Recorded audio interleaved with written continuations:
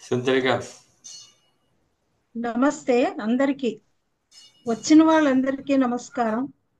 నవీన్ చంద్ర గారు లేకపోవడం నా దురదృష్టం. నేను నా సాహితీ యాత్ర మొదలు పెడుతున్నాను. ఆయన చాలా నన్ను ఫోర్స్ చేసి రాయించారు. నావన్నీ ఎక్కడ ఉన్నాయో ఏమిటో ఏం తెలియదు, కానీ అన్ని క్రోడీకరించుకోవడానికి నాకు చాలా స్ట్రెయిన్ అనిపించింది. కాకపోతే మీరందరూ కనిపించారు కాబట్టి, సాహితీ రసస్రవంతి వాళ్ళు కూడా కనిపించారు కాబట్టి నాకు ధైర్యం. ఇప్పుడు నా కుటుంబ వివరాలు. నా సాహిత్య యాత్ర ఒక పద్ధతిలో నడిచినట్టు కాదు. చిన్నతనంలో సాహిత్యం అంటే ఏమిటో తెలియదు. రాద్దామని రాస్తానని అనుకోలేదు. మా తాతయ్య గారు అంటే నాన్నగారు భమిడిపాటి లక్ష్మీ నరసింహమూర్తి సిద్ధాంతి గారు జ్యోతిష పండితులు, సంస్కృత భాష బాగా తెలిసిన వారు. తెల్లవారుజామున 4:30 గంటలకే లేచి తత్వాలు పాడేవారు. అప్పటికే పిల్లలు నిద్ర వదిలి కదులుతూ ఉండేవాళ్ళు. సూర్యుడు వచ్చే వరకు నిద్రపోతే ఊరుకునేవాళ్ళు కాదు. నాన్నగారు వేద సంస్కృత తెలుగు పండితులు. భమిడిపాటి కామేశ్వరావధానులు గారు మితభాషి. తెలుగు పండితుగా ఉన్నత పాఠశాలలో పనిచేసేవాళ్ళు. రాజోలు వేద పాఠశాలలో శిష్యులకు వేదం నేర్పించేవారు. మాది ఆంధ్రప్రదేశ్ తూర్పుగోదావరి జిల్లాలోని పొదలాడ. మా చదువుల కోసం రాజోలు గ్రామంలో స్థిరపడ్డాము. మేము 6 ఆడపిల్లలం. మేము కాక మా ఇంట్లో ఇంకా 10 మంది పిల్లలు ఉండేవాళ్ళు. మేనత్త పిల్లలు, చిన్నాన్న పిల్లలు, ఇలా కజిన్స్ అన్నమాట. అందరం చదువుకుంటూ ఉండేవాళ్ళం. రాత్రి 6 బయట కింద కూర్చుని భోజనాలు చేసేవాళ్ళం. పాటలు, పద్యాలు, కథలు, బడి సంగతులు, ఎన్నో విషయాలు నడిచిపోయేవి. అమ్మ తండ్రి నిట్టల శేషావధానులు గారు, తాతయ్య గారు. తాతయ్య గారు మేనమామ కూడా ఘనాపాఠీలు. పాలకొల్లు పెద్ద గోపురంలో క్షీరారామంలో వేద పఠనం జరిగేది. మామయ్య గారిని పాలకొల్లు గ్రామ ప్రజలు పూర్ణ కుంభంతో ఊరేగించారు. అంటే మా కుటుంబంలో వేద, సంస్కృత, తెలుగు పాండిత్యంతో, ఇంటెరుగు మీద వేదం నేర్చుకోవడానికి వచ్చే శిష్యులతో సంస్కృతి సాంప్రదాయాలు ఉట్టిపడుతూ ఉండేవి. మా అమ్మగారిని చిన్న క్లాసులతో చదువు ఆపేసి పెళ్లి చేశారు. అంటే అప్పట్లో అష్టవర్షాత్ భవేత్ కన్య అని 8 ఏళ్ల పెళ్లిళ్ళు కదా. అప్పటి నుంచి అత్తమామల దగ్గర ఉండిపోయారు. ఇంటి అరుగు మీద జరిగే శిష్యుల వేద పఠనం విన్న మా అమ్మగారికి గాయత్రి మాత జ్ఞానం పెంచింది. మమ్మల్ని చూస్తే అమ్మకి బెంగగా ఉండేది. తనలా కాకుండా బాగా చదువుకుని మంచి ఉద్యోగాలు చేయాలని. మా అందరి మాకు అందరికీ 2 జడలు వేస్తూ ఒకటే మంత్రం చెప్పేది: బాగా చదువుకోండి, ఏ క్లాసులో అయినా ఆగిపోతే పెళ్లి చేసేస్తారు, మీ బతుకు కూడా నా బతుకులా వంటగదిలోనే గడిచిపోతుంది అని. ఆమె నోచుకున్న నోములు, చేసిన వ్రతాలు, నాన్నగారు నమ్ముకున్న గాయత్రి మంత్రం మాకు శ్రీరామ రక్ష అయ్యాయి.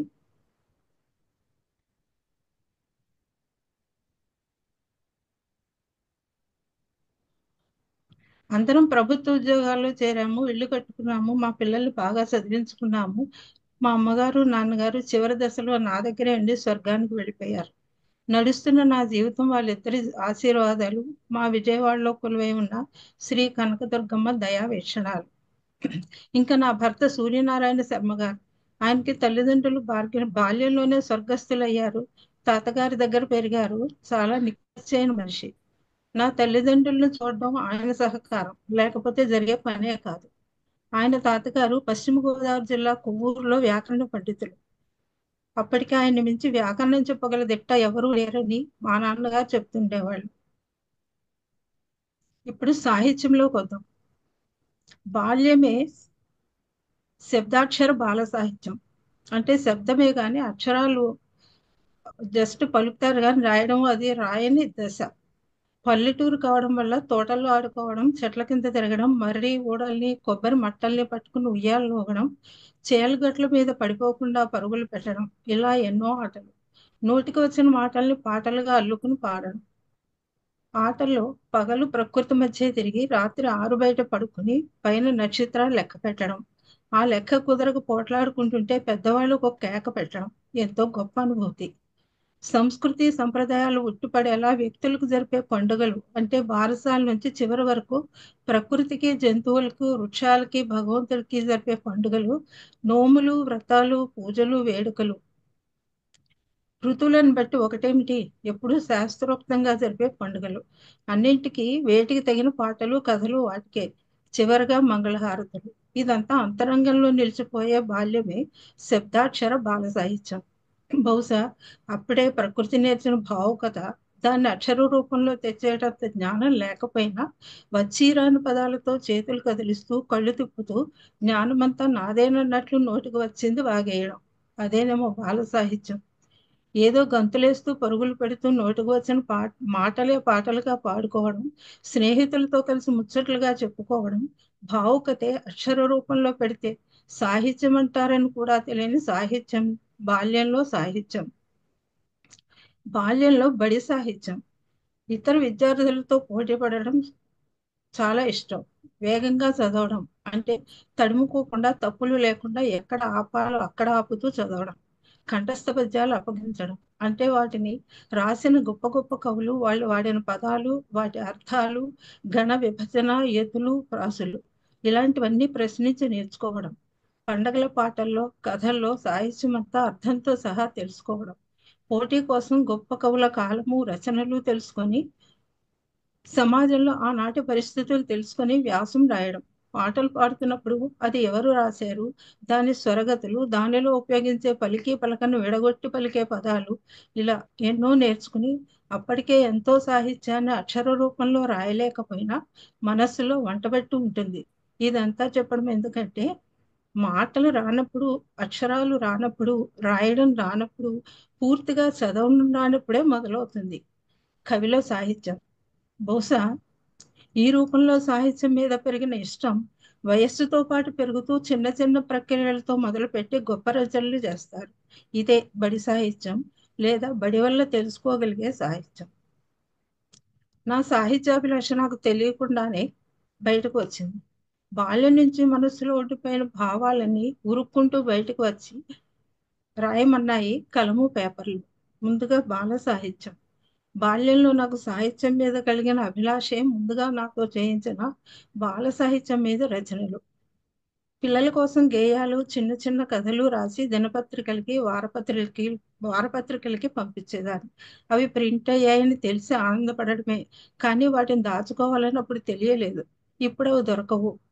ఒకవైపు ఉద్యోగం, పిల్లలు, ఇంటికి వచ్చిపోయే బంధుజనం, ఇన్ని పనుల మధ్య కూడా సాహిత్యం మీద ఉన్న ఇష్టంతోనే రాశాను కానీ దాన్ని దాచుకోవాలనే జ్ఞానం మాత్రం లేకపోయింది. నాకు ఎప్పుడు ఏ పత్రికలో రాశాను అనేది గుర్తు పెట్టుకున్నది 2004 నుంచి. నా రచనా వ్యాసంగం ఆగకుండా కొంతకాలం నడిచింది. కథలు, కవితలు, శీర్షికలు కాలమిస్టుగా పేరు తెచ్చుకున్నాను. నాకు గుర్తున్నంత వరకు మీతో పంచుకుంటున్నాను. 2004 నుంచి శ్రీ దుర్గామల్లేశ్వర స్వామి దేవస్థానం వారి శ్రీ కనకదుర్గ ప్రభ మాసపత్రికలో నిర్విరామంగా ఆధ్యాత్మిక రచన కొనసాగుతూనే ఉంది. ధారావాహికల ప్రచురణ జరిగాక పుస్తకాలుగా వచ్చిన రచనలు కూడా ఉన్నాయి. శ్రీ కనకదుర్గ ప్రభ సంపాదక వర్గానికి కృతజ్ఞతలు చెప్పుకుంటున్నాను. 2006 నుంచి మన ఆరోగ్యం మాసపత్రికలో ఆ మాసంలో వచ్చే పండుగలు, పర్వదినాల గురించి వ్యాసాలు 2021 వరకు నడిచాయి. కోవిడ్ రోజుల్లో పబ్లిషర్ శ్రీ నరసారెడ్డి గారు మరణించారు. తరువాత ఆ పత్రిక ఆగిపోయింది. 2008 స్నేహశ్రీ మాసపత్రికలో బాలల కోసం కథలు, మహిళల కోసం వ్యాసాలు. 2008 సహస్రార మాసపత్రికలో కథలు. 2008-9 మల్లెతీగ మాసపత్రికలో బాల సాహిత్యం, కథలు. 2008 నుంచి సిత్సుధా మాసపత్రికలో ఆధ్యాత్మిక రచనలు.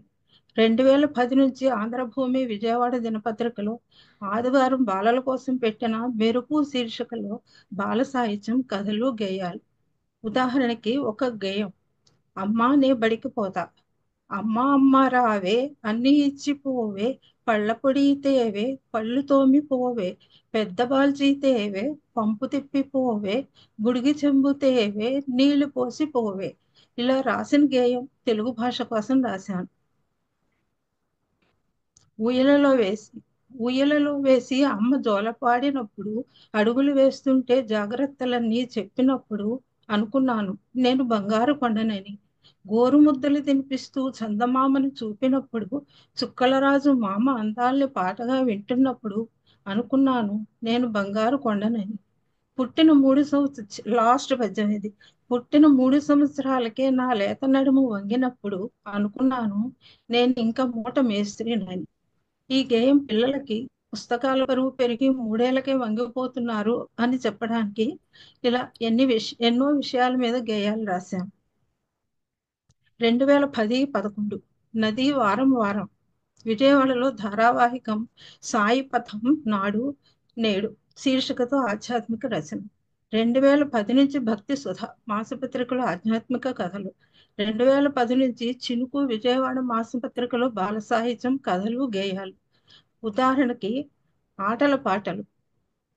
ఉప్పుల కుప్ప వయ్యారి భామ వస్తావా, ఉప్పుల కుప్ప ఆడిస్తా, నీ 2 చేతులు ముందుకు చాపి నా 2 చేతులు గట్టిగా పట్టు, కుడి ఎడమలుగా పట్టావంటే గట్టి పట్టే నువ్వు పట్టచ్చు. ప్రతి ఆటకి ఇలా ఉంటుంది.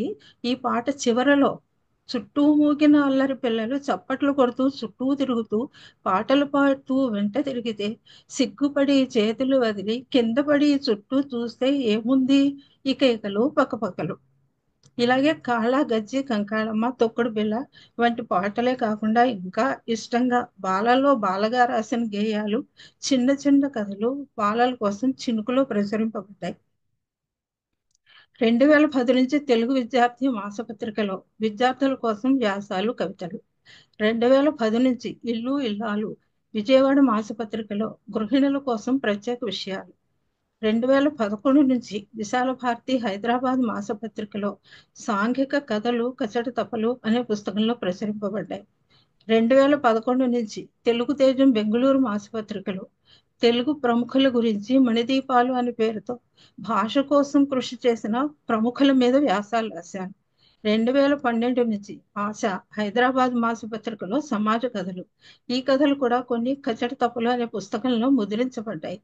ఆశా సంపాదకులు నాకు ఒక మంచి విలువైన పట్టుచీర బహూకరించారు. బిఎస్ఎన్ఎల్ సంచార సౌరభ్ ప్రతి సంచికకి మొదటి సంచిక నుంచి డిపార్ట్మెంట్కి సంబంధించిన వ్యాసాలు రాస్తూ కల్చరల్ ప్రోగ్రాంలో బిఎస్ఎన్ఎల్ సేవల మీదుగా పాట రాసి పాడించిన వైనం నాకు ఒక మధుర స్మృతి.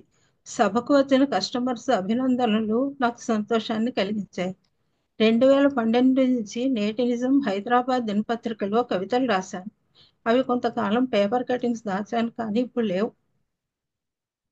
2012-17 సన్ఫ్లవర్ లంకపల్లి వారపత్రికలో సామాజిక కథలు, నెలకి ఒక కథ రాసేదాన్ని. 2014-15 శ్రీరామకృష్ణ ప్రభ హైదరాబాద్ మాసపత్రికలో ఆధ్యాత్మిక సందేశము శ్రీరామకృష్ణ ప్రభలో రాయడం నా అదృష్టంగా భావించాను. అందులో యువతకు ఒక మెసేజ్ అందించే కథలే ప్రచురితమవుతాయి. అటువంటి కథలు రాయడం చాలా కష్టం. కోవిడ్ వచ్చే వరకు ఏదో ఒక పత్రికలో నా రచనలు కొనసాగాయి. కోవిడ్ తర్వాత కొన్ని పత్రికలు ప్రింటింగ్ భారాన్ని భరించలేక ఆగిపోయాయి. సమాజంలో అనేక మార్పులు వస్తూ ఉంటాయి. అలాగే నా సాహిత్యానంలో కూడా పత్రికా రంగంలో కూడా ఎన్నో మార్పులు చేసుకున్నాయి. తర్వాత అంతర్జాల పత్రికలు, జూమ్ కవి సమ్మేళనాలు, జూమ్ మీటింగుల్లో పూర్వ కవుల గురించిన సమావేశాలు ఎక్కువగా నడుస్తున్నాయి. ప్రముఖ అంతర్జాల పత్రిక సంచికలో మహాభారత కథలు వారం వారం వస్తున్నాయి. నెచ్చెలి తరుణి మాసపత్రికలో బాలల కోసం పురాణ కథలు నడుస్తున్నాయి. స్టేట్ లీడర్ పక్షపత్రికలో మనవడి ధర్మ సందేహాలు తాత సమాధానాలు అనే శీర్షికలో ధారావాహికంగా ధర్మరాజు భీష్ముల మధ్య జరిగిన సంభాషణ సర్వేపల్లి రామ్మోహన్ గారు ధారావాహికంగా ప్రచురించారు. పెద్దవారు ఆయన ఈ మధ్యనే కాలం చేశారు. ఇలా కొన్ని ఏ సమయంలో రాసైనా గుర్తున్నవి మాత్రమే మీతో పంచుకుంటున్నాను. సాహిత్య ప్రయాణం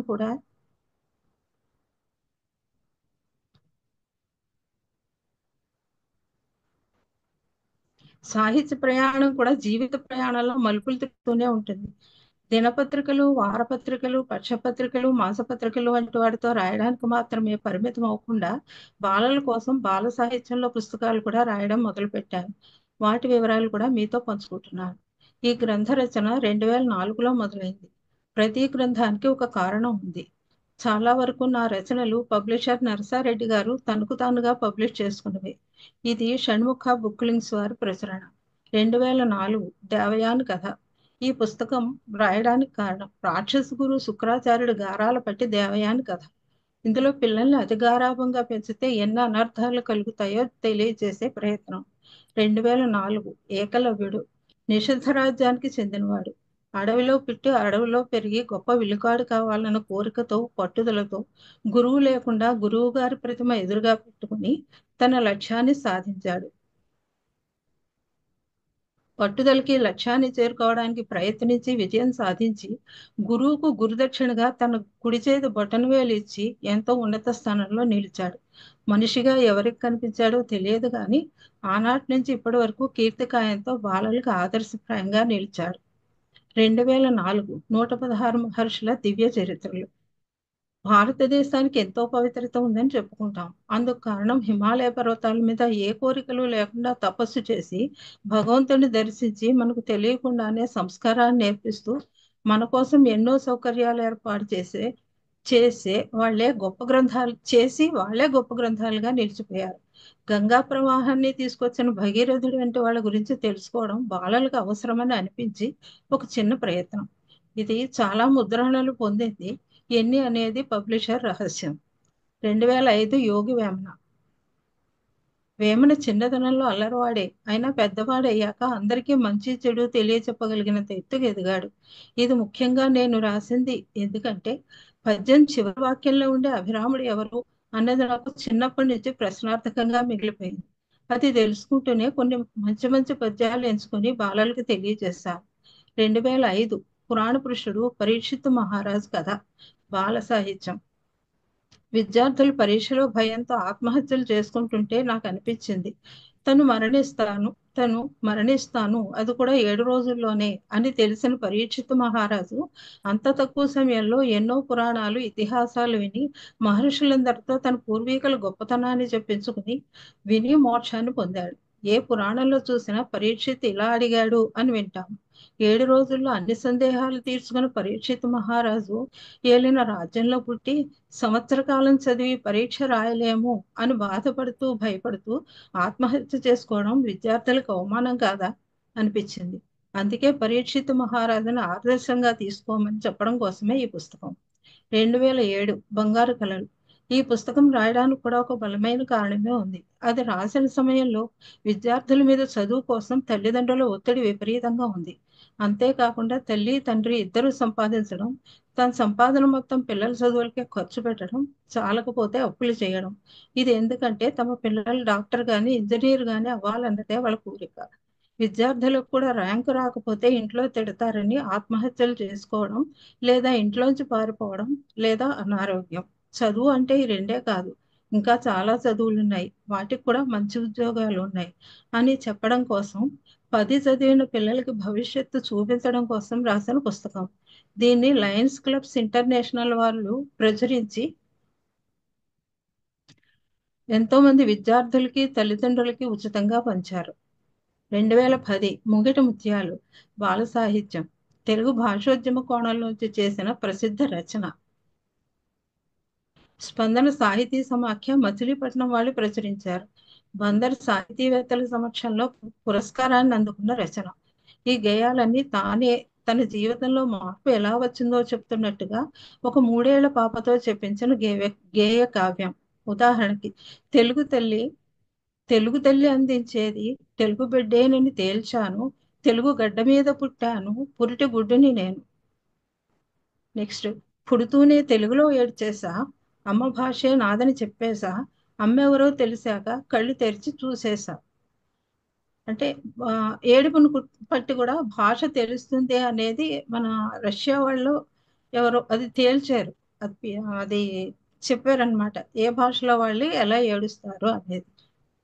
3 ఏళ్ళు నిండే వరకు తన ముచ్చట్లన్నీ చెప్పుకుంది. చెవులు కుట్టించడం, మేనమామ రావడం, అన్ని మొత్తం రకరకాలు జరుగుతాయి, భోగి పళ్ళని అన్ని.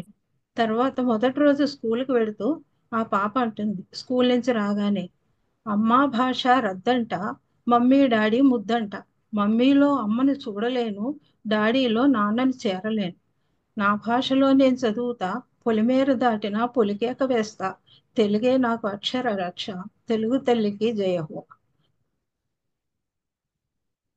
ఈ పుస్తకము హిందీ అనువాదం కూడా చేయబడింది. 2012 నవ యవ్వనం కొత్త బంగారు లోకం. కొత్తగా యవ్వనంలోకి అడుగుపెట్టిన పిల్లలు చెడు అలవాట్లకు బానిసవుతున్నారని, వాళ్ళను కాపాడాలని చేసిన రచన. తల్లిదండ్రులు, ఉపాధ్యాయులు, సమాజం, ప్రభుత్వం తీసుకోవాల్సిన జాగ్రత్తలు తెలియజేస్తూ రాసిన పుస్తకం. దీన్ని లయన్స్ క్లబ్స్ ఇంటర్నేషనల్ వాళ్ళు ప్రచురించి ప్రతి బడిలోనూ, కళాశాలలోనూ ఉపాధ్యాయులకి, అధ్యాపకులకి పంచారు. 2014 కచ్చటి తపలు. ప్రతి ఇంట్లోనూ జరుగుతున్న కథలే. ఒకసారి మననం చేసుకుంటే ఇలా ఎక్కడ జరగట్లేదు గనక అని అనుకుంటూనే వీటికి అసలు కారకులు ఎవరు అని మనల్ని మనం ప్రశ్నించుకోక మానం. 2016 ససేమిరా బాల సాహిత్యం. పూర్తిగా పురాణ ఇతిహాసాల నుంచి తీసుకున్న కథలు. బాలలకు సినిమా హీరోలు, హీరోయిన్లు మాత్రమే తెలుసు. కానీ అంతకంటే వీరులు, ధర్మాత్ములు, హీరోలు, హీరోయిన్లు ఉన్నారు మన చరిత్రలో అని చెప్పడమే ఈ రచన ముఖ్యోద్దేశం. 2016 జ్ఞానగుళికలు. పిల్లలకు అందించవలసిన నీతి గురించి చెప్పిన కథలు. ఇవి కూడా పురాణాల నుంచి సేకరించినవి. 2017 ఆత్మజ్ఞానం. ఆధ్యాత్మిక రచన. చెప్పాలంటే ఇది స్వర్గానికి మెట్లు ఎలా ఏర్పాటు చేసుకోవాలి అని తెలియజేసే రచన. ఇంకో విధంగా చెప్పాలంటే పరమపద సోపానం అని అంటే కూడా బాగుంటుంది. దీనికి టీటీడీ వారి సహకారం లభించింది.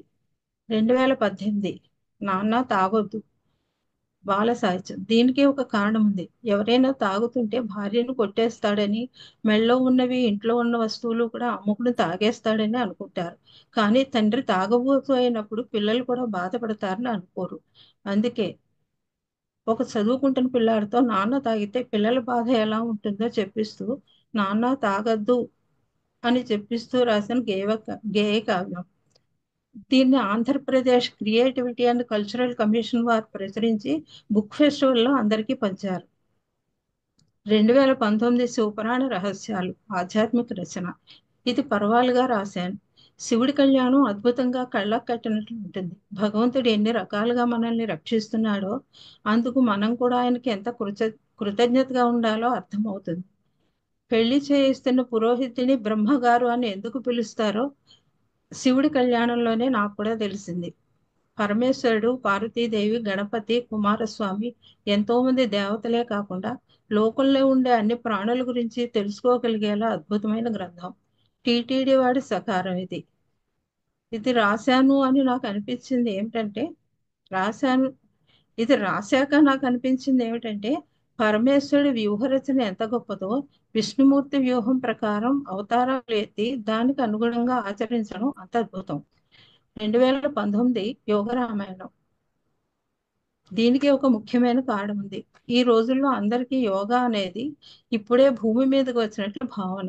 దానికోసం ప్రతిరోజు ఎంతో దూరం వాహనాల మీద వెళ్ళి కళ్ళు మూసుకొని కూర్చుని మళ్ళీ అంత దూరం వెనక్కి వస్తున్నారు. ఎంతమంది సరిగ్గా నేర్పిస్తున్నారో, ఎంతమంది పూర్తిగా పద్ధతిగా నేర్చుకుంటున్నారో తెలియదు కానీ మెడిటేషన్ పేరుతో నిద్రపోవడం కూడా చూశాను. కానీ శ్రీరాముడు సీతాదేవి నేర్పడం, ఆంజనేయుడు నేర్చుకోవడం, నేర్చుకుంటూనే ఆచరణలో పెట్టడం, ఇప్పటి వరకు ఆరోగ్యంగా చిరంజీవిగా ఉండడం, ఇవన్నీ చెప్పడం కోసమే ఈ రచన చేయడం జరిగింది. 2022 కరోనా అమ్మ పాదాలు, బాలలకు పదాలు. ముఖ్యంగా కరోనా అంటే పిల్లలకు భయం పోగొట్టడం కోసం. ఎంత జాగ్రత్తగా, శుభ్రంగా, మంచిగా ఉంటే అంత మంచిది. మనకు మంచి తెలియజేయడం కోసమే వచ్చింది. మనం క్రమశిక్షణగా ఉంటే మనల్ని ఏమీ చెయ్యదు. కనకదుర్గమ్మలా ఆశీర్వదించి వెళ్ళిపోతుంది అని చెప్పడం జరిగింది. 2024లో 5 పుస్తకాలు ఒకేసారి ఒకే వేదిక మీద ఆవిష్కరణ జరిగాయి. ఇంతవరకు ఏ రచయిత్రి చేయలేదు అని చెప్తుంటారు. దానికి నేను ఆ, గర్వించట్లేదు కానీ ఆనందపడుతున్నాను. ఆది పరాశక్తి అవతారాల తత్వం. శక్తి ఉపాసన అంటే ముక్కు మూసుకొని కూర్చోవడం కాదు. ముందు ఆది పరాశక్తి ఎన్ని విధాలైన అవతారాలు ఎత్తిందో, ఏ అవతారంలో ఏ విధంగా మనల్ని రక్షించిందో తెలుసుకోవాలని ఈ రచన చేయడం జరిగింది. 2 నాయనమ్మ కథలు. పిల్లలకి సెలవులు ఇచ్చినప్పుడు తాతయ్య, నాయనమ్మల దగ్గరికి వచ్చేస్తారు. ఇక్కడైతే వాళ్ళకి పూర్తి స్వేచ్ఛ. అల్లరి చేసినా ఏమీ అనరు. ఎన్నో ఆటలు ఆడుకోవచ్చు. కథలు చెప్పించుకొని వినొచ్చు. ఈ పుస్తకంలో నాయనమ్మ ఒక పద్ధతి పాటించింది. ముందు తన పిల్లలకి కథలు చెప్పి తర్వాత నెమ్మదిగా పిల్లలతో చెప్పించింది. సెలవులు పూర్తయ్యే నాటికి పిల్లలకి కుదురుగా కూర్చొని కథలు వినడంతో పాటు చదవడం, చూసిన విషయాల్లో ఏదైనా ముఖ్యమైన విషయం ఉంటే కథగా చెప్పడం కూడా నేర్పించేసింది. అసలైన బాల సాహిత్యం అదే కదా. గుడి కథలు. ఈ కథలు అచ్చంగా ఈనాడు జరుగుతున్న కథలు. జరుగుతున్నవి కళ్ళారా చూసి మనసుతో అనుభవించి రాసిన కథలు. ఇందులో భక్తులకి దేవాలయాల్లో కలుగుతున్న అసౌకర్యాలతో పాటు భగవంతుడి పేరుతో జరుగుతున్న అక్రమాలు, భక్తుల మూర్ఖత్వాలు అన్నీ చోటు చేసుకున్నాయి. వజ్రాయుధాలు. ఈ పుస్తకంలో ఒక్కొక్క కథ ఒక్కొక్క వజ్రాయుధం లాంటిది. దీనిలో ఉన్న కథలన్నీ జీవితంలో కష్టాలు కలిగినప్పుడు ఎదుర్కోవడానికి వజ్రాయుధాలు అవుతాయి. చిన్నతనంలో పిల్లలు ఈ కథలు చదివితే తమ జీవితాన్ని మంచి మార్గం వైపు మలుచుకుంటారు. కోపబాల శతకం. ఈ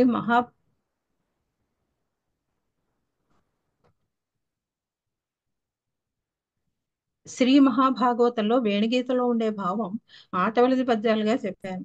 వేణునాదం విని ప్రకృతి, పక్షులు, గోవులు, జంతువులు, నదులు వంటివి అన్నీ పరవశించడమే కాకుండా గోపికలు, గోపబాలలు పరవశం కూడా చెప్పబడింది. ఇది నా మొదటి శతకం. ఉపనిషత్తు కథలు గ్రాంధికం నుండి వాడుక భాషలోకి, తుంటరు బాలుడు అనువాదం ఆంగ్లం నుంచి తెలుగులోకి, ఇటువంటి కొన్ని రచనలు శ్రీరామకృష్ణ మిషన్ వారి రచనలు. నా దగ్గర ఉన్న పుస్తకాల గురించి మాత్రమే మీతో పంచుకుంటున్నాను. కొన్ని పుస్తకాలు ఏమయ్యాయో కూడా తెలియదు. నా సాహితీ కార్యక్రమాల సమన్వయం మీతో పంచుకుంటాను ఇప్పుడు. కృష్ణా జిల్లా రచయితల సంఘంలో 20 సంవత్సరాలు జాతీయ, అంతర్జాతీయ సదస్సులకు నిర్వహణ నిర్వహణ సహకారం అందించాను. 2010 ఆంధ్రభూమి దినపత్రిక మెరుపు అనుబంధం నిర్వహణ. 2011 కృష్ణా జిల్లా రచయితల సంఘం ఆధ్వర్యంలో జరిగిన ప్రపంచ తెలుగు రచయితల మహాసభల సదస్సులు. 2013 మూడవ ప్రపంచ తెలుగు మహాసభల సదస్సులు. 2019 ఆంధ్రప్రదేశ్ రచయిత్రుల మహాసభల సదస్సులు. 2019-22 ప్రపంచ తెలుగు రచయితల సంఘం ఆధ్వర్యంలో ప్రపంచ తెలుగు రచయితల మహాసభల సదస్సులకు నిర్వహణ. ఇలా కృష్ణా జిల్లా రచయితల సంఘం నిర్వహించిన ప్రతి సదస్సుకి ఇప్పటికీ నా సహకారం అందిస్తూనే ఉన్నాను. ఇంకా నా సంపాదక సహకారం గురించి కూడా చెప్తాను. కృష్ణా జిల్లా సంఘం ఆధ్వర్యంలో ప్రపంచ రచయితల మహాసభల్లో వెలువడ్డ అన్ని ప్రత్యేక సంచికలకు నా సహకారం అందించాను. గుర్తున్నవి కొన్ని మీతో పంచుకుంటున్నాను. 2006 ఆంధ్రప్రదేశ్ అవతరణ స్వర్ణోత్సవాల సందర్భంగా వెలువడిన స్వర్ణోత్సవాల సందర్భంగా వెలువడిన తెలుగు పసిడి. 2011 ప్రపంచ రచయితల మహాసభల ప్రత్యేక సంచిక తెలుగు వెన్నెల. 2015 మూడవ ప్రపంచ తెలుగు మహాసభల ప్రత్యేక సంచిక తెలుగు యువత. 2019 ఆంధ్రప్రదేశ్ రచయితల మహాసభల సందర్భంగా వెలువడిన ప్రత్యేక సంచిక ఆంధ్ర రచయిత్రుల లఘు పరిచయాల కరదీపిక. 2019 నాలుగవ ప్రపంచ తెలుగు రచయితల మహాసభల సందర్భంగా వెలువడిన ప్రత్యేక సంచిక తెలుగు ప్రపంచం. 2020 శ్రీ గోమాత వైశిష్టము, శ్రీ శ్రీ అవధూత రామిరెడ్డి తాత గోశాల, కర్నూలు వారి ముద్రణ వంటి గ్రంథాల ముద్రణ సహకారం గుర్తున్నంత వరకు మీతో పంచుకున్నాను. ఇప్పుడు నేను రాసిన పరిశోధన వ్యాసాలు. 2006 ఆంధ్రప్రదేశ్ అవతరణ స్వర్ణోత్సవాల సందర్భంగా వెలువడిన తెలుగు పసిడిలో మారిపోతున్న తెలుగువారి ఆహారపు అలవాట్లు. 2007 ప్రపంచ తెలుగు రచయితల మహాసభల సందర్భంగా భారత స్వాతంత్ర్య వజ్రోత్సవాల నేపథ్యంలో వెలువడిన వజ్రభారతిలో రాష్ట్రంలో వస్త్ర పరిశ్రమ స్థితిగతులు. 2008 కృష్ణా జిల్లా చారిత్రక వైభవం గ్రంథంలో కృష్ణా జిల్లాలో టెలికమ్యూనికేషన్ వ్యవస్థ ఆవిర్భావం, అభివృద్ధి, కృష్ణా జిల్లాలో సంక్షేమ పథకాలు. 2008 ఆ పుస్తకంలో నేను 2 రాశాను అనమాట. 2008 తెలుగు భాషా పరిశోధన వ్యాస సంపుటిలో బాలల కోసం తెలుగు. 2009 ప్రతిభామూర్తుల జీవిత చిత్రాలు తెలుగు మణిదీపాలులో బసవరాజు అప్పారావు గారి జీవిత చరిత్ర. 2016 కృష్ణా పుష్కరాల సందర్భంగా వెలువడిన కృష్ణా తీరం గ్రంథంలో గ్రామ దేవతలు. 2018 కృష్ణదేవరాయ మహోత్సవాల సందర్భంగా తెలుగు భాషా బ్రహ్మోత్సవాల ప్రత్యేక ప్రచురణ. ఆంధ్రప్రదేశ్ రాష్ట్ర సృజనాత్మకత మరియు సంస్కృతి సమితి ప్రచురణ. దేశ భాషలందు తెలుగు లెస్స. 2019 ఆంధ్రప్రదేశ్ రచయిత్రుల మహాసభల సందర్భంగా ఆంధ్రప్రదేశ్ రాష్ట్ర సృజనాత్మకత మరియు సంస్కృతి సమితి ప్రచురించిన మహిళా వ్యాస సంపుటిలో జాతీయోద్యమ కవయిత్రి బసవరాజు రాజ్యలక్ష్మమ్మ గారు. 2021 కృష్ణా జిల్లా స్వర్ణోత్సవాల సందర్భంగా వెలువడిన పసిడి కృష్ణ గ్రంథంలో కృష్ణా జిల్లా కవితా సౌరభం సౌదామిని వ్యాసం. ఇటువంటి పరిశోధన వ్యాసాలు ఇంకా ఎన్నో రాసినా అవి సమయం సందర్భం గుర్తించుకోలేదు. ఇతర వ్యాసాలు 50 పైగా ఉన్నాయి. పత్ర సమర్పణలో కొన్ని మీతో చెప్పుకుంటున్నాను. 2008 భారతీయ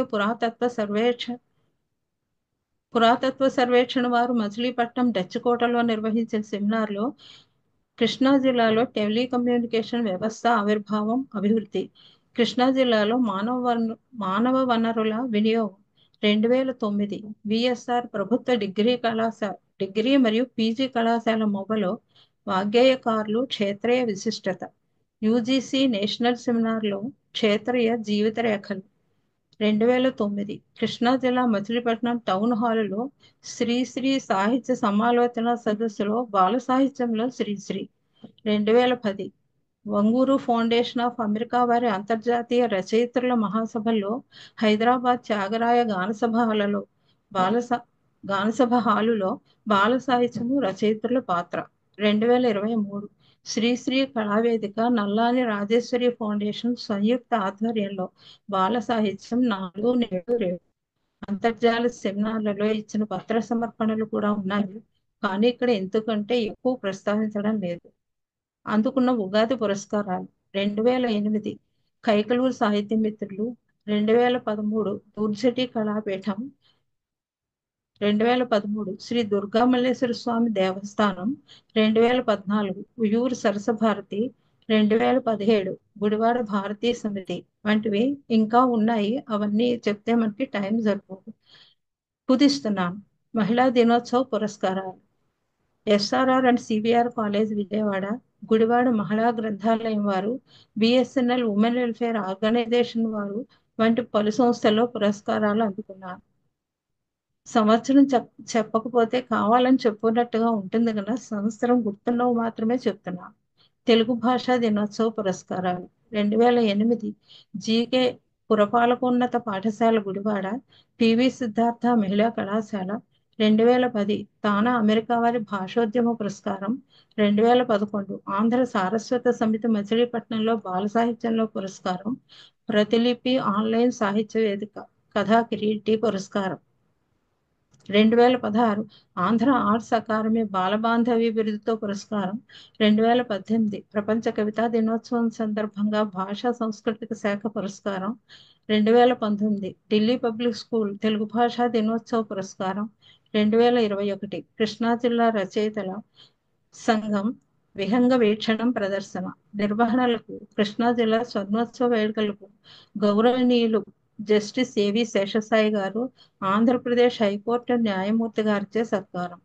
లయన్స్ అంతర్జాతీయ సేవా సంస్థలో గత 20 సంవత్సరాలుగా విశేష సేవలు చేస్తూ క్లబ్ స్థాయిలోను, జిల్లా స్థాయిలోను వివిధ పదవులు నిర్వహించి అనేక పురస్కారాలు అందుకున్నాను. అనేక కవి సమ్మేళనాల్లో పాల్గొని సత్కారాలు అందుకోవడమే కాక కవి సమ్మేళనాలు కూడా నిర్వహించాను.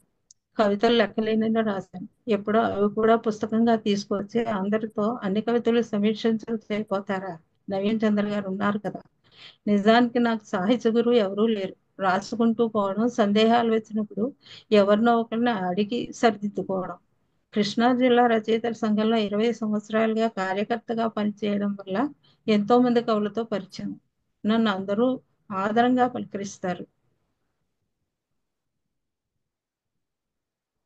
ఒక సంస్థలో అంత మంచి పేరు తెచ్చుకోవాలంటే ఆ సంస్థ కోసం ఎంతో కష్టపడాలి. ఎంత కష్టపడ్డానో మరి. కృష్ణా జిల్లా రచయితల సంఘమే నా సాహిత్య గురువు. నా సాహిత్యానం మళ్ళీ మలుపు తిరుగుతోంది. ఈ మలుపులో నవీన్ చంద్ర గారు సాహితీయానం పేరుతో ఎక్కడెక్కడ ఉన్న రచనల్ని బయటికి తీయించారు. చెప్పాలంటే ఇంకా ఎన్నో రచనలు ఉన్నాయి. కానీ నాకు వెతికి తీసే ఓర్పు లేదు, ఎక్కడున్నాయో గుర్తు లేదు. కానీ ఉన్నాయని మాత్రం తెలుసు. నవీన్ చంద్ర గారు ఒత్తిడి తీసుకురాకపోతే ఇంత కూడా చేసేదాన్ని కాదేమో. ఈ విధంగా మన అందరిలో సాహిత్యాభిలాష పెంచి ఇంకా రచనలు చేద్దామన్న ఆసక్తిని పెంచుతున్నారు. ఈ మహానుభావుడికి శతకోటి వందనాలు. హైదరాబాద్ అక్షరయాన్ వాళ్ళు అనేక వ్యాసాలు, కథలు, కవితలు రాయిస్తున్నారు. అందులో గోమాత వైశిష్ట్యం వచ్చిన కవితకి నాకు సత్కారం చేశారు. రవీంద్ర భారతిలో. అదే కాకుండా ఒక్కొక్క పువ్వేసి చందమామ అని బతుకమ్మ మీద ఒక బుక్ రాయించారు. దానికి వ్యాసకర్తగా నాకు ఒక చీర పెట్టి సత్కారం చేశారు.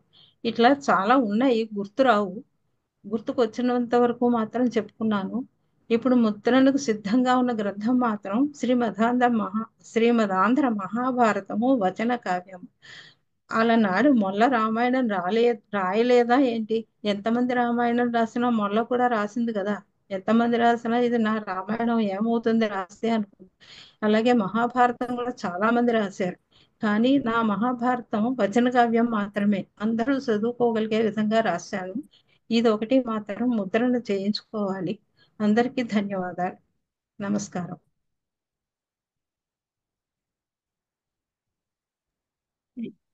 Thank you.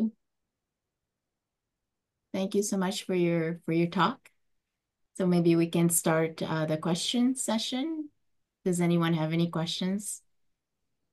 If you can maybe put your hand up, I can call on you. Any questions for ma'am?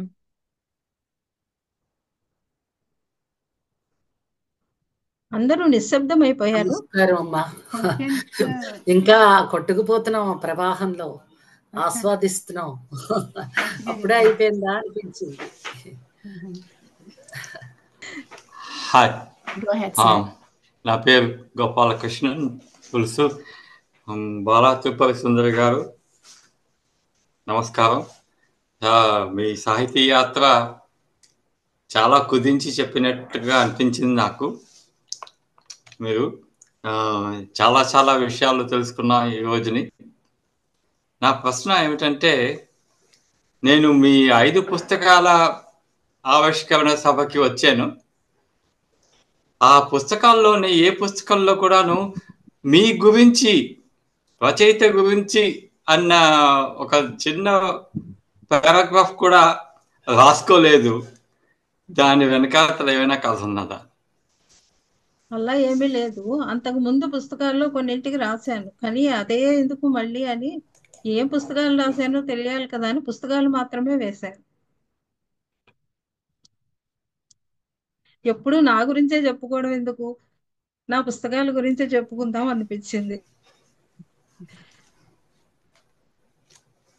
ధన్యవాదాలండి. బాగా అర్థమవుతుందండి Thank me you for that. ఆలోచనలు బట్టి.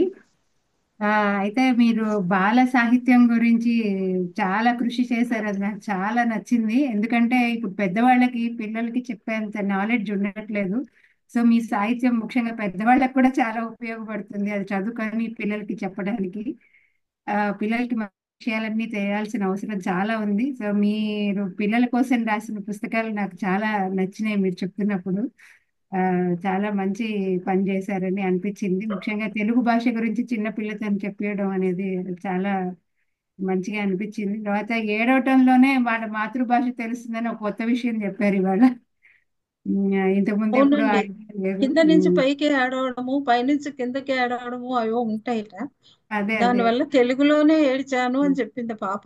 అంటే అదే ఏడుపు అది ఒక తెలుగుతోనే కొత్త మొదలుపెట్టింది. కొత్త సంగతి లాగా అనిపించింది తెలుసుకోవడానికి నాకు.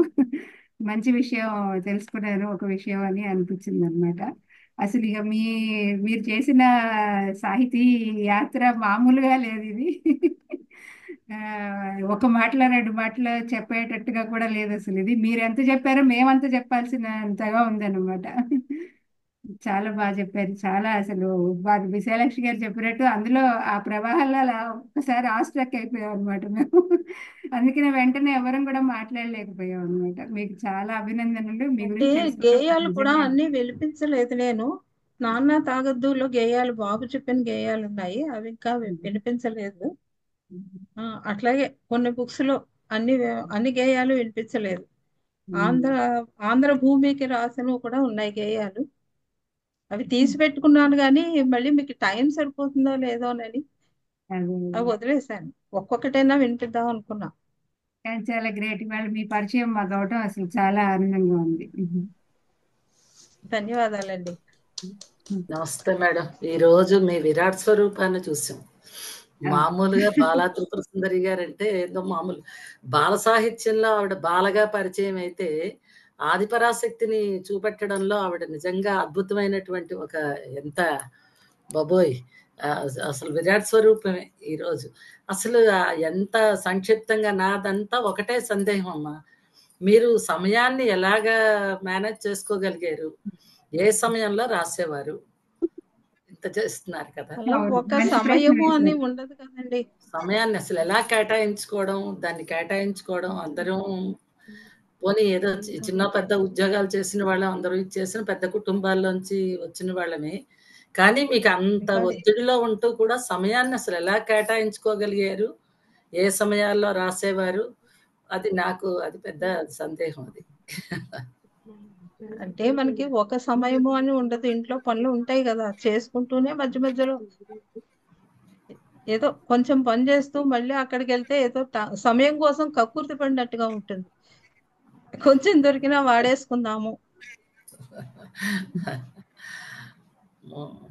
కాదు, ఆదిపరాశక్తి చదివిన తర్వాత మాత్రం అసలు అంతవరకు ఏదో బాలా త్రిపుర సుందరి గారు ఏదో మామూలుగా మాట్లాడిస్తూ అందరు రచయితలాగే ఈ రచయిత్రి కూడా అనుకున్నాను, కానీ ఆదిపరాశక్తి అది చదివిన తర్వాత మాత్రం అసలు ఒకసారి చదవడం అయింది, రెండోసారి చదువుతున్నాను, మూడోసారి చదివిన తర్వాత కూడా వంట పడుతుందో పట్టదో నాకైతే అర్థం కావట్లేదు. ఏదో రాద్దామని కూర్చుంటున్నాను ప్రతిసారి, కానీ అందులో ఎంత నిజంగా అది పరిశోధనాత్మకమైనటువంటి చిన్న సంక్షిప్తంగా అంతటినీ బాగా చిలికి ఆ వెన్నను తీసి చేతిలో పెట్టినట్టు అంత అద్భుతమైనటువంటి అమ్మవారి తాలూకా స్వరూపాన్ని, ఆవిడ తాలూకా అవతార మహిమల్ని ఎక్కడెక్కడ వేదాల్లోని పురాణాల్లో ఎక్కడెక్కడ ఎలా ఉటంకించారు అనేది ప్రతి దాన్ని సోదాహరణ పూర్వకంగా ఎంత అద్భుతమైనటువంటి గ్రంథం. అలాంటిది అసలు అంత సంక్షిప్తంగా నేను ఇందరు పెద్ద పెద్ద వాళ్ళు చదివాను, కానీ ప్రస్తుత సమాజంలో ఇలా రాసిన వాళ్ళు ఎవరిని నేను చూడలేదు. అది అతిశయోక్తి కాదు, అది ఉన్న మాటనే అంటున్నాను. ఇంకా బాల సాహిత్యం అన్నీ పెట్టినాను. అసలు అంటే మీకు దీనికి నాకేంటనిపించిందంటే, ఇటు పుట్టింటి వంశం వాళ్ళు, అటు అత్తింటి వంశం వాళ్ళు అందరూ ఘనాపాటీలు, పెద్ద పెద్ద దీని ఉంది. రెండోది మీకు బాల్యం నుండి స్వేచ్ఛ అయినటువంటి బాల్యం, అందరు అక్కచెల్లెలతో వాటితో ఆ పల్లెటూళ్ళలో మీరు ప్రారంభమే అద్భుతంగా సాగింది. నేను ఏదో మా ఊళ్ళో వాటి విహరిస్తున్నట్టు అలా అనిపించింది. నిజంగా ఎంత చక్కగా ప్రారంభం మీరు ఇంకొకటి ఏంటంటే, మీది ఇలా మందాకిని ఇలా సాగిపోతుంది మీ ప్రసంగం అంతా. ఒక దగ్గర ఉధృతంగా వెళ్ళినట్టు కాదు, ఒక దగ్గర ఏమో ఇలా వెళ్ళినట్టు కాదు, అలాగా తీసుకెళ్లారు చివరి వరకు. అంచేత ఆ ట్రాన్స్ నుంచి బయటికి రాలేకపోయాను ఎంతసేపు, కానీ అద్భుతం. ఈరోజు సార్థకత అయింది నాకు. చాలా రోజుల వరకు నేనేం పాల్గొనడం లేదు ఈ మధ్యని, కానీ ఇవాళ అసలు చాలా అనిపించింది, మీరే అంటే తప్పనిసరిగా పాల్గొవాలి అని అనిపించింది నిజంగానే. మరి ఎలాగా రాయగలిగారు? మీరందరూ చెప్పారు కదండి, మీరందరూ ఎంతో ఫోర్స్ చేశారు చెప్పండి చెప్పండి అని. నిజమే, నవీన్ చంద్ర గారు అస్సలు వదలలేదు. అది నేను అందరూ అదే అనుకున్నాను. మొదట అతను బాగోలేదు అనుకున్నానే నేను కొంచెం అయ్యో అనుకున్నాను. అసలు ఆయన అయితే ఎంత ఆస్వాదించేవారో కదా, చక్కని ఇది. నవీన్ చంద్ర గారి పాపం అసలు మీ ప్రసంగం కోసం ఎంత ఇచ్చేసారు అనుకున్నాను. రెండోది పిల్లలు వాటి కుటుంబం ఆ వివరం అంతా చెప్పలేదు. మా ఆయన గురించి చెప్పారేమో కానీ వాయిస్ బ్రేక్ వచ్చింది మొదట్లో మీరు చెప్పినప్పుడు. అది నాకు కొంచెం అంటే అక్కడ నేను వినలేకపోయాను, లేకపోతే మీ వారు పిల్లల గురించి చెప్పలేదు చెప్పలేదు ఏదీను. అది అక్కడ కొంచెం బ్రేక్ అనిపించింది. అక్కడ నేను వినలేకపోయానేమో అనుకున్నాను. మీ వాయిస్ బ్రేక్ అయింది అక్కడ కొంత. మీ అమ్మగారు నాన్నగారు మీ వారు సహకారం అందించారు అన్నంత వరకే వినగలిగాను, అది అంతే. మిగతాదేమి వివరాలు అసలు అంటే ఒకటి పిల్లలు ముగ్గురండి, ఇద్దరు అమ్మాయిలు ఒక అబ్బాయి. ఒక అమ్మాయి నా దగ్గర ఉంటుంది, అబ్బాయి అమ్మాయి హైదరాబాద్ లో ఉన్నారు. ఎవరి ఉద్యోగాలు వాళ్ళవి. అది నిజమేను. అంటే మీరేంటంటే ఇంకా అంటే ఈ స్వాత్కర్ష లేకుండా సాగిపోయింది కాబట్టి అసలు అది వీటిలో ఎక్కడైనా నేను ఇదే మిస్ అయ్యానేమో మధ్యలో వాయిస్ బ్రేక్ అయినప్పుడు అనుకున్నాను నేను. చాలా అద్భుతమైన ప్రసంగం అమ్మ, ప్రసంగధార. ఇది రాయడానికి నేను చాలా కష్టపడ్డానండి. ఆయన వెతికి వెతికి వెతికి ఎక్కడ దాచుకోలేదు నేను. మీది నేను అదే వెతుక్కుంటే ఎన్నో పరిస్థితి. బుక్స్ నాది వచ్చాయో. కొన్ని ఏమో చెదలు పట్టిపోయినాయి. కెనడా వెళ్ళొచ్చేసరికి తిరిగి మేము 3 ఏళ్ళు అక్కడ ఉండిపోవడం, తిరిగి ఇక్కడికి వచ్చేసరికి మొత్తం అంతా అయిపోయింది. ఎంత ఏడ్చానో ఆ రోజైతే. విపరీతం. ఇది చెప్పుకుంటే గొప్పల్లా ఉంటుంది ఈరోజు. ఇందులో వచ్చింది, అందులో వచ్చిందంటే ఎవరో అందులో పెద్ద ప్రవాహంలో గడ్డిపోచల్లాగా అనుకున్నాను నేను, అంతేగాని. కానీ నిజంగానే కానీ మీరు కష్టపడ్డారన్నా నమ్మొచ్చు. ఇన్ని వచ్చినప్పుడు అది అంతే కదా! అంత మీరు అంత కృషి చేస్తున్నారు, అన్నాళ్ళ బట్టి చేస్తున్నారు, అంతలా రాస్తున్నారు. అలాంటి పరిస్థితుల్లో అది కొన్ని లభ్యం అవ్వలేదన్నా ఏమి కాదు. పెద్ద పెద్ద మహాకవులు రాసినవే చాలా వరకు ఇప్పుడు మనకు అలభ్యాలు కదా! మీరు పెద్ద మహా కవయిత్రి, గొప్ప అద్భుతమైన కవయిత్రి కాబట్టి కొంచెం అన్నీ దొరక్కపోవడం విచారకరం. కానీ అద్భుతమైన ప్రసంగదారమ్మ. ఇంత మంచి ప్రసంగాన్ని అందించిన మీకు మరొక్కసారి నమస్కారాలు హృదయపూర్వకంగా. ధన్యవాదాలండి. Any more hello questions? అండి. రామారావు గారు అన్నయ్య వచ్చినట్టున్నారు. రాజేశ్వరి నమస్కారం. గారు మాట్లాడండి. హలో అండి, నమస్తే. ఈరోజు సభ వారు రచయిత్రి చాలా సంగతులను మర్చిపోయిన మరుపురాని సాహితీ యాత్రను మనకు వినిపించారు. అయితే మొల్ల రామాయణం రాసినట్టు వీరు భారతం వచనంలో రాశారంటే నిజంగా వారి కృషిని మనం మెచ్చుకోవాలి. అంటే ఇప్పుడు అన్నం తిన్న అన్నమే మనం రోజు తింటున్నా కూడా కొత్త కొత్త రుచులు వస్తుంటాయి. అలాగే భారతం వచనంలో రాశారంటే ఎంతమంది రాసినా కూడా వీరు రాసిన భారతాన్ని మనం తప్పక చదవాలి అనేటటువంటి ఆసక్తి కలిగింది. ఎంతో సంగ్రహంగా, ఎంతో సముచితంగా, ఎంతో సమర్థనీయంగా ఈ సాహితీ యాత్రను వినిపించారు. వారికి ధన్యవాదాలండి. నవీన్ చంద్ర గారు త్వరగా కోలుకోవాలని నేను ఆశిస్తానండి. నమస్తే. నమస్కారం. ధన్యవాదాలండి. నమస్తే అండి, మీరు కూడా వచ్చారు, సంతోషం. తప్పకుండా వినాలి కదా మీలాంటి వాళ్ళ మాట. అంటే ఎంతో చక్కగా చెప్పారు, అంత ధారాపూర్వకంగా చెప్పారు, ఎక్కడ తడుముకోకుండా. చాలా బాగుంది. నమస్కారం అండి. రామారావు గారు. చాలా సంతోషం. నవీన్ చంద్ర గారు ఏది చేసినా కూడా చాలా గొప్పగా ఉంటుంది. ఎవరిని ఆహ్వానించాలి ఇటువంటి కార్యక్రమాలకి అనేటువంటిది ఆయన ముందుగా ఆలోచిస్తారో ఏంటో తెలియదు, కానీ చక్కనైనటువంటి మంచి కవుల్ని, కవయిత్రుల్ని అందరినీ ఈ సమావేశానికి పరిచయం చేస్తున్నారు. వారి ద్వారా ఎన్నో విషయాలు మనం తెలుసుకోవడానికి అవకాశం అనేటువంటిది ఏర్పడుతుంది.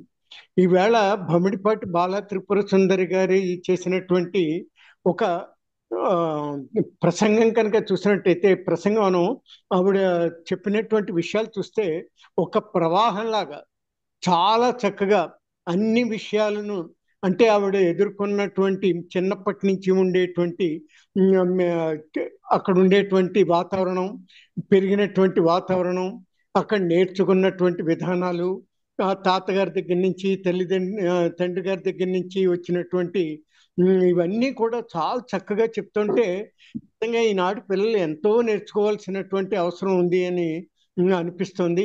ఆవిడ మామూలుగా ఇన్ని కథలు రాశారా, ఇన్ని వేదికల మీద ప్రసంగించారా, ఇన్ని బహుమతులు పొందారా అనేటువంటిది మాతోటి చాలా కాలంగా మాకు పరిచయం ఉన్నప్పటికీ కూడా ఇవన్నీ తెలియదు.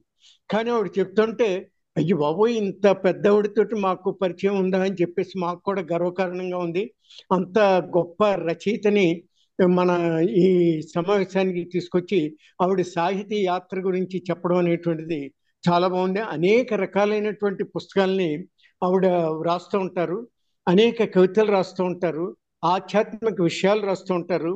అలాగే పిల్లలకి పనికొచ్చేటువంటి అనేక పుస్తకాలను కూడా ప్రచురిస్తూ ఉంటారు. అవన్నీ కూడా ఈ వేళ కనుక చూసినట్టయితే సమాచార వ్యవస్థ అంతా కూడా ఆధునిక యంత్రాలు, టీవీ, స్మార్ట్ ఫోన్ ఇవన్నిటితోటి రావడంతో పుస్తకాలు చదువుతున్నారా చదవటం లేదా అనేటువంటి తెలియటం లేదు. కానీ ఇటువంటి కథలు, ఆవిడ రాసినటువంటి కథలు అన్నీ కూడా ప్రతి పాఠశాలలోనూ కూడా ఒక్కొక్క పీరియడ్ అయినా, వారానికి ఒక పీరియడ్ అయినా కేటాయించి చదివిస్తే పిల్లలు ఎంతో వృద్ధిలోకి రావడానికి అవకాశం ఉంటుంది. వాళ్ళ సాహిత్యం కూడా అభివృద్ధి చెందడానికి ఉంటుంది. తెలుగు భాష పరిపూర్ణం కావడానికి కూడా అవకాశం ఉంటుంది. ఇలాగ అంతేకాకుండా ఎన్నో భారతదేశంలో ఉండేటువంటి పౌరాణిక రామాయణ మహాభారత గ్రంథాల నుండి అనేక కథలను తీసుకుని ఒక సందేశాత్మకమైనటువంటి విధానంగా ఆవిడ తన కథల్ని రూపొందిస్తూ ఉంటారు. ఈ ఎన్నో సప్తగిరి మొదలైనటువంటి వాటిల్లో చూసినప్పటికీ కూడా, లేకపోతే ఇతర వాటిల్లో చూసినప్పటికీ కూడా ఆధ్యాత్మిక చింతన ఎంత గొప్పగా ఉంటుందంటే, ఆవిడ ఎన్ని పుస్తకాలు చదివారు, ఎంత కృషి చేశారు, ఎంత తాపత్రయపడ్డారు. ప్రతి వాళ్ళకి మన రామాయణ భాగవతాల్లో ఉండేటువంటి వాటిని అన్నిటినీ అందజేయాలి అనేటువంటి ఒక భావన ఆవిడలో కలగడం, అవి అందరికీ కూడా తెలియపరచాలనేటువంటి ఒక చక్కనైనటువంటి నిర్ణయం తీసుకోవడం, అన్నీ సందేశాత్మకంగా ఉండేట్లాగా చేస్తూ ఉంటారు. ఆవిడికి ప్రత్యేకమైనటువంటి ధన్యవాదాలు. ఆవిడ వృత్తిరీత్యా ప్రభుత్వ ఉద్యోగం చేస్తున్నప్పటికీ కూడా ఈ విధంగా నలుగురికి ఉపయోగపడే కథలను వ్రాస్తూ పిల్లల్ని కూడా ప్రోత్సహిస్తున్నందుకు ఆవిడికి భగవద్దాశీస్సులు సంపూర్ణంగా ఉండాలని, మరెన్నో రచనలు ఆవిడకి కళ నుండి వెలువడి ప్రజా బాహుళ్యాన్ని అంతటినీ కూడా స్ఫూర్తిదాయకం చేయాలని చెప్పేసి కోరుకుంటూ, పిల్లల్లో ఒక చక్కనైనటువంటి భావయుక్తమైనటువంటి ఆనందకరమైనటువంటి సంతోషకరమైనటువంటి వాళ్ళ జీవితాలను గడపడానికి తగినటువంటి అవకాశాన్ని కల్పించాలని ఆ భగవంతుడిని ప్రార్థన చేస్తూ, ఈ భమిడిపాటి బాల త్రిపురసుందర్ గారు చక్కనైనటువంటి ప్రసంగం చేసినందుకు వారికి, అంటే వారి కవితాయాత్రను అంతటినీ కూడా మనకి తెలియజేసినందుకు వారికి ప్రత్యేకమైనటువంటి ధన్యవాదాలు తెలియజేస్తూ, ఈ కార్యక్రమానికి విచ్చేసినందుకు నాకు కూడా ఎంతో ఆనందంగా ఉంది. మీ అందరికీ కూడా శుభాభివందనలు, సంతోషదాయకమైనటువంటిది. మరోసారి నవీన్ చంద్ర గారికి నమస్సమాంజలి అర్పిస్తూ నాకు స్వస్తి. థ్యాంక్ యూ సార్, నాకు ఈ అవకాశం కలిగి. నా సాహితీ యాత్ర కంటే మీ సమీక్ష యాత్ర ఎక్కువగా ఉంది. చాలా బాగా చెప్పారు. మీరు నాకు ఇచ్చిన ఆశీర్వాదంలో నాకు అవకాశం దొరకాలి అని చెప్పారు, అది బాగా నచ్చింది. అవకాశం దొరికితేనే కదా మనం రాయగలం. అంటే మీరు ఎంత కృషి చేస్తున్నారో నిజంగా. మామూలుగా ఒక కవిత నానా తంటాలు పడతాం, అలాంటిది ఇన్ని పుస్తకాలు రాయడం, ఆ యువతలేమో సంసారాన్ని చక్కబెట్టుకోవడం, వచ్చేటువంటి బంధువులు వీళ్ళు వాళ్ళని అన్నీ చూసుకుంటే ఇవన్నీ చేయడం ఒక ఆడపిల్లలకి ఎంత కష్టమో నాకు అర్థమవుతుంది. అలాంటిది మీరు వీటిలన్నిటిని కూడా చాలా చక్కగా నిర్వహించడం అనేటువంటిది చాలా గొప్ప విషయం. మీకు భగవంతుడు ఆయురారోగ్య ఐశ్వర్యాలు ఇచ్చి మరిన్ని కవితల్ని వాటిల్ని అందించాలని చెప్పి కోరుకుంటూ మీకు శుభాభివందనాలు. ధన్యవాదాలండి రామారావు గారు, మీరు రావడమే సంతోషం. అలా కదా, రావాలి ఇలాంటి వాటికి అందరూ వచ్చి వినాలి. వింటేనే దానివల్ల వాళ్ళకు కూడా కొంతవరకు తెలుగు సాహిత్యం మీద వాటి మీద కూడా ఒక అభినాభావ సంబంధం అనేటువంటిది ఏర్పడుతుంది. వాళ్ళు కూడా రచనలు చేయడానికి ప్రోత్సాహకరంగా ఉంటుంది. చాలా చక్కని సందేశాత్మకమైనటువంటి మీ సాహితీ యాత్ర అద్భుతంగా ఉంది. ధన్యవాదాలు. Thank you, sir. Go ahead. I think I had a hand. There was a hand up. Yeah. Go ahead, sir. Yes. Thank you. ఇందాకలా ప్రశ్న మాత్రమే అడిగాను. ఇప్పుడు అంటే మీరు మీ సాహితీ యాత్ర మాకు పరిచయం చేస్తున్నప్పుడు బాల సాహిత్యం గురించి మీరు ఎంత కృషి చేశారో అన్నది అర్థమైంది. మీరు బాల సాహిత్యం గురించి చెప్తున్నప్పుడు నాకు చింతా దీక్షితులు జ్ఞప్తికొచ్చారు. మీరు ఒక గేయం పాడారు. అది అప్పుడు ఆ గేయం మేము చదువుతున్నప్పుడు నాకు చింతా దీక్షితులు రాసిన లక్కపిడతలు అన్న చిట్టి సంకలనంలోని గేయం గుర్తుకొచ్చింది అనమాట. అంటే చాలా ఎంతో చక్కగా పిల్లలకి చాలా సులభంగా ఉచ్చారణ చేయగలిగే మాటలు, చిన్న చిన్న మాటలు. మచ్చుకకి 2 పదాలు చెప్తాను. చిట్టి చిట్టి కమలాలు, చెరువులోని కమలాలు, నవ్వేటి కమలాలు, నాకు తెచ్చి పెట్టే, అమ్మ తెచ్చి పెట్టే, ఆడుకుంటాను. అలాగ రాశారనమాట ఆయన చింతాధ్యక్షులు కాదు. మీరు చదివినప్పుడు నాకు ఆయనే గుర్తుకొచ్చారు. అంత శ్రావ్యంగా మీరు బాలగేయాలు రాశారు. ఆ తర్వాత మీరు ఇటీవల 5 పుస్తకాలు ఆవిష్కరణ చేసినప్పుడు నాకు మీ పుస్తకాల్లోని గోపబాల శతకం చాలా నచ్చింది. నాకు చాలా నిజంగా ఆ పద్యాలు చాలా సులభమైన పదాలే వాడారు మీరు చక్కగా. నాకు కూడా అంటే నాకు పద్యాల గురించి ఎక్కువ తెలియకపోయినా అవి అర్థమయ్యాయి అని చెప్పడానికి వచ్చాను నేను. మీకు అభినందనలు, నమస్కారాలు, ధన్యవాదాలు. చాలా సంతోషం గోపాలకృష్ణ గారు. ముందట ముత్యాలు బుక్ రాసినప్పుడు మీరు చెప్పినట్లే బుడుగు బుడిగి అని ఒక బుక్ ఉండేది కదా, వెంకటరమణ గారు రాశారు. అలా ఉందని చెప్పారు చాలా మంది ఈ పుస్తకాలు. బుడిగి బుడుగు అందులో ఆ పాప చెప్తుంది, వర్షం పడేటప్పుడు ఎండకో గొడుగు వర్షానికో గొడుగు, గొడుగు వేసుకు తిరిగిన గౌనంతా తడిసింది.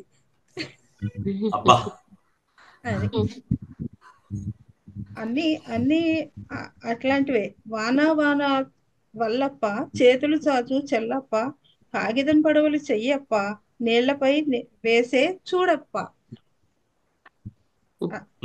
అవన్నీ కూడా పాప చెప్పినవన్నీ కూడా చాలా అసలు అద్భుతంగా వచ్చాయి అన్నమాట. చిన్న చిన్నవే ఉంటాయి, దానికి పాణి గారు వేశారు బొమ్మలు. ఎంత అద్భుతమైన బొమ్మలు వేశారు. ఈ బొమ్మలు చూస్తే ఆ పిల్లలు పరిగెత్తుకు వచ్చేస్తున్నారేమో బయటికి అన్నట్లుగా అనిపిస్తాయి. పాణి గారు ఎంత బాగా వేశారు, వాళ్ళు వచ్చేస్తున్నారేమో అనిపిస్తుంది అది చూస్తే. అంటే బొమ్మల వల్ల కూడా కొంత అలాంటి వాటికి బొమ్మల వల్లనే వస్తుంది, అంత చిన్న పుస్తకాలు. అవును, బాల సాహిత్యానికి బొమ్మలు చాలా ముఖ్యం.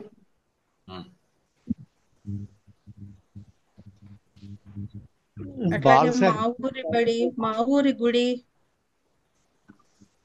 Are there any more questions?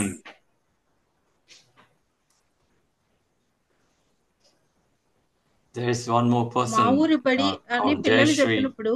Jayashree ma'am, do you have any questions or any thoughts to feedback to provide?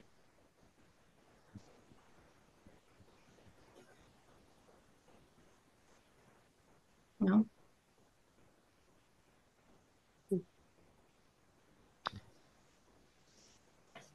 Does anyone else have any more thoughts to share today?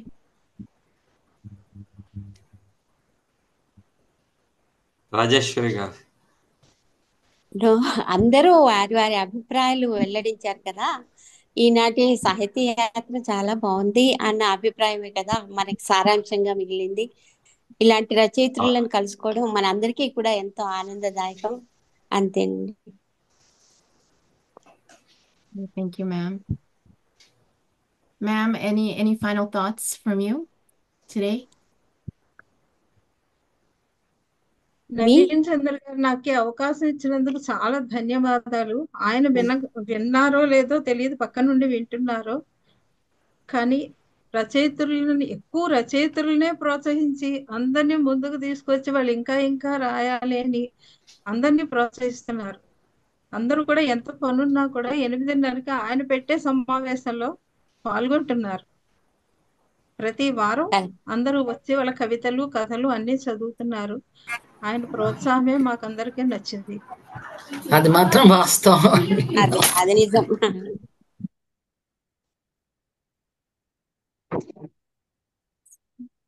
Do we finish with a prayer? Yeah. Oh yes. Okay. Yes. So we'll just finish with a short mantra. Okay, let me just. Om Sarve Bhavantu Sukhinaha Sarve Santu Niramayaha Sarve Bhadrani Pashyantu Ma Kaschit Dukhabhat Bhavet. Om Shanti Shanti Shanti. Hari Om Tat Sat. Om Namah Shivaya. నీకు కూడా అభినందనలు. Thank you, ma'am, for being here today and for speaking. And I hope you come back. It was very nice. I didn't understand too much, but I can see all the praises. So very nice. Yeah. Thank you. Thank you all. Enjoy your Thank you for hosting. Yeah, thank you. Thank you for Thank allowing you. me. Thank you. Thank you. Hari Om. Thank you. Hari Om. జై Sriram. Jai Shri Ram.